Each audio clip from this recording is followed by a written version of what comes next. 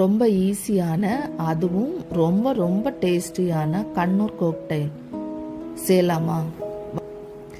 Mixie ஜாரில் 2 carrot வேக வச்சு ஆட் பண்ணியிருக்கேன். இதில் ஒரு பப்பாயா, மீடியம் சைஸ் பப்பாயா தான் சேர்த்துருக்கேன்.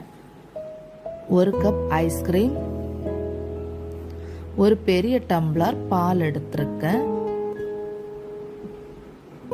3 ஸ்பூன் சுகர்.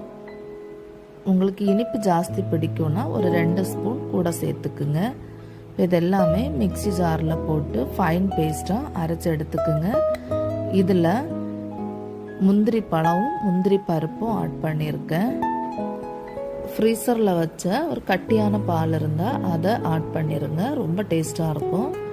நான் காய்ச்சி ஆற வச்ச பால் தான் சேர்த்தேன்.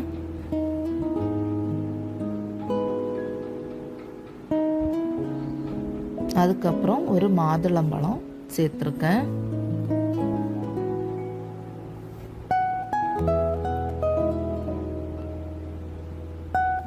இப்போ ஒரு கப்பில் கொஞ்சோண்டு கார்ன்ஃப்ளெக்ஸ், அதுக்கப்புறம் நம்ம பண்ணி வச்சிருக்கிற கோக்டைல்,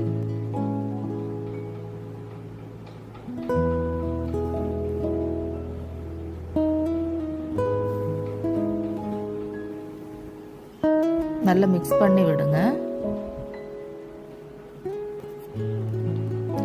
அது மேலே கொஞ்சோண்டு ஐஸ்கிரீம்,